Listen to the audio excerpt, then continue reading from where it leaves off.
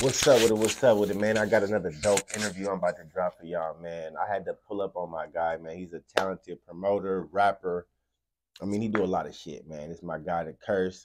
He is the owner of Mars Radio.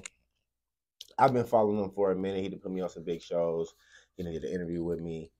A lot of little different shit. We got some other business we plan on doing together. I wanted to sit down with you mainly because your grind, bro. Like, it's every weekend, if not every month. If not, it's an artist you bringing out to the city. It's rappers you putting on, giving them platforms to perform at. You got the radio shit popping.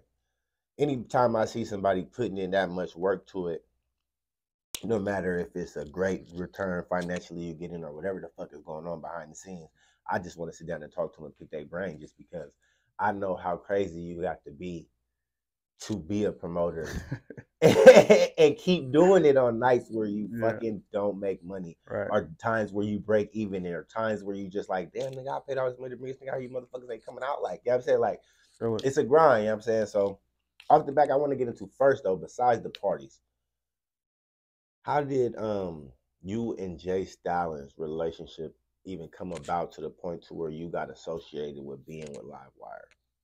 Well, I've been doing music for a while, so I've always loved music, but you know, life is life sometimes. So sometimes you gotta have jobs. So I had a 9 to 5 pretty much my whole life. You know what I mean? I only been doing music. I've never just been 100% dedicated to music. I've always, even right now, you know what I mean? Yeah. Like cut hair, do whatever I got to do. You know what I mean? Throw these parties. It's all income. You know what I mean? So as far as a career, the opportunity came up because my boy D was gonna start working at the Livewire barbershop with Stalin. Um, you know, what I mean, he was cutting hair and everything. So shit, the opportunity popped up. You know, he hollered at Stalin, and I hollered at Stalin, and then shit, I started working at the barbershop with Stalin. This was 6 years ago. Okay. So I met up with Stalin, and he was all like, "Shit, you know how to cut hair?" I'm like, "Yeah, I know how to cut. I cut my own hair." He was all like, "All right." So he had me come back and do a haircut in front of the manager Cam. Shout out to Cam. Shout out to D. So I could tell he was like, this fool, you know, he still has to go to school and this and this and that. I was like, shit, I'll start school Monday, whatever, you know, let's run it. Because I figured if I got in cutting hair, I was still in with Livewire. You know what I mean? Yeah, like, you a part of something. Yeah, Period. you know what I mean? If he would have started a trash company, I would have been a trash man at first. You know what I mean? It doesn't matter what you start at; it matters what you finish at. And I'm still not finished, but so you know, they did their thing, got me in there, and I started doing that. And then you know, the music just came after that because once you're a part of something and you show loyalty to Stalin, he shows it back to you. So you know, he start fucking with me on the music. You know what I mean? Start fucking with me on shows. Start fucking with me on different opportunities that will come up. You know what I mean? Yeah. So that's how it did. And anyways, at first when I hollered at him about the music, I was like, because Nano was the last person I know that fucked with Stalin. I was like, what did Nano have to do to be the president of Livewire? He was like, shit, he did whatever needed to be done. He did everything. I was like, all right, I'm gonna be the next president of Livewire and shit. We just went in 2023 and I'm the president of Livewire. You know what I mean? Whenever Stalin needs something and he calls me, I got him one way or another. You know? So it was just finding So you're an more than opening. just a rapper on Livewire. For sure, yeah. Like we do all kinds of shit. You know what I mean? We'll do booking, we'll do management, we'll put shows together, we'll put plays together. You know what I mean? People, you know that I run the clothing store, ran the barbershop forever. Whatever needs to be done, you know what I mean? Like now the studio, you know what I mean? Like shit. He just put out that New Year's freestyle and that Christmas freestyle. He's dropping his new album, but you know the Christmas freestyle and the New Year's freestyle were recorded and mixed and everything here. You know what I mean? So right here, when people are like, "Oh, that shit is dope," I'm like, "Yo, I recorded that shit." You know what I mean? Like, you like that mix? Come to the studio, bro. I got you. You know what I mean? I be making our shit sound super dope. So, what was the first party you actually did that motivated you to actually want to start saying, "Okay, well, let me start just putting on our own parties and pushing this shit"? Shit, I've been throwing parties forever, bro. Whatever city I've been to, I done shows. When I was in El Paso, I did hella shows in El Paso. When I was in LA, I did hella shows in LA. You know what I mean? When I was in everywhere I've been, bro, I just done hella shows there because I've always done music, but it just was never my primary job, you know. In LA, I was door to door salesman, bro. I was selling shit. I was not. You'd be at work and I'd come through the door. Hey, how you doing? Is the manager around? I would look for names and numbers and shit. If it said Bob was the owner, I'd be like, walk in, talk to the lady at the front, like, hey, I'm here to see Bob.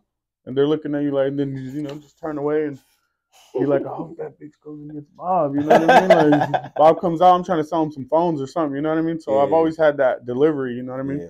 A closer, you know how to close deals. Yeah, I know how to at least, you know what I mean, have a conversation about it. You know what I mean? And then, so that was how I used to make money, and then I was rapping on the side. You know what I mean? Then the same thing with DirecTV and Costco. I was, you know what I mean? When you used to walk into Costco and there was that dude there trying to sell you DirecTV, that was me.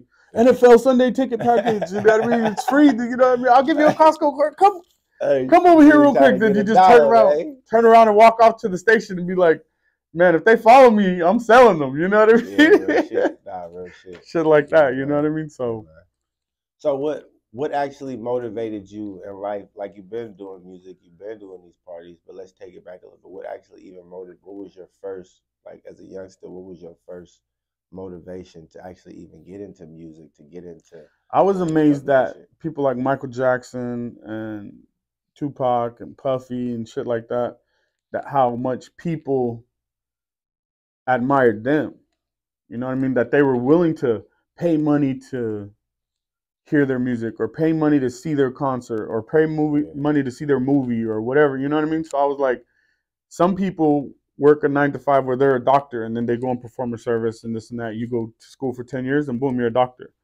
Some people, they just do shit that they created. They're not doing a surgery or fixing an engine or cooking a burger. They're just spitting out intellectual shit and they're still getting paid the same. So I was like, I'd rather do that. I'd rather sell me than sell somebody else or something else. You know what I mean? So that's initially what got me entertained with the idea of doing music and shit. Yeah. And then transitioning with Stalin, that's when I started taking it serious. I was like, shit, this dude is a professional. Yeah. Anything he could teach me, I'm going to write it down and listen and learn and then perfect that shit and then put my twist on it. Let's talk about a time you and Stalin ever butted heads. Has it ever happened, or is it related? Well, it's not that we butted heads. It's just Stalin will tell me something, and then like me being the type of person I am, like I probably won't do it unless I think it's a good idea. You know what I mean? You know what I mean? Like if it's raining outside, he's like, "Hey, bro, you should probably get a jacket." I'll be like, "Hell yeah, you probably right, I should get a jacket." But if he's like, "Hey, you should rap like this," I'm like, I'm not you. You know what I mean? Like, you know what I mean? It's not that I think he's wrong. It's just that I'm a Leo, bro. I'm going to think that I'm the smartest one in the room, so I never stay in the room long because I'm trying to find the next room. You know what I mean? Yeah, I respect that. So, that's a good way to phrase it. Yeah, so, like, it's not, like, intentional, but he been telling me for years, you need to put more Spanish in your music. So, like, our new album coming out, it's like, I put a whole bunch of Spanish in it because, like, he's been telling me that for 4 or 5 years. And I really haven't done it. But now I think it's a good idea. Hey, I mean, I'm just being honest, bro. But I mean, he's right every time he tells me you should do this, you should do that. He really is. You know what I mean? I mean, yeah, you gotta respect anybody who's been in the industry as long as he has. Even like I was like my whole thing. I've been. I'll let have this conversation with you. I've been having like over the last couple of days. Like I've been telling people, I really don't feel, and I don't want anybody to take this the wrong way, but I don't feel like we have superstars in Northern California. We have stars. I think Mozzie would be the closest. You took it out. I didn't say it. I didn't say it. That's the same person I said when I have the same. That's the closest you're gonna get to a superstar. Right. So E40 and E40 and Too Short are legends. Yeah. They've been doing it. Yeah, they've been doing it. But like as far as like what you get to superstardom, that's about as close as you're gonna get. And that's no shots at anybody. No, it's not a shot. It's just like what we do and how we push our independency. All that shit. It dumbs down a lot of people's stardom because you're doing a lot of this shit yourself. You're getting dressed. You're not having somebody style you, dye your hair, put this different shit on you. We're not really working. Like a lot of our creative processes, we're not really going to studios where they're like, hey, like let's work on a different sound and like create different music and different shit like that. Majority of the time, it's kind of just like niggas know what they style is and they kind of roll with that. Yeah, it's because in the Bay Area, well, Northern California, in my opinion, there's less steps to get to the money because we cut a lot of motherfuckers out. You know what I mean? We're like, bro, over there's the one with the connect. All right, cool. No, just give me a number, bro. You know, hey, bro, I'm so and so and this and that. my boy was telling me that you can whoop de whoop whoop. You know what I mean? Shit. Excuse me, bro. We're in the middle of something. Are you serious? Damn.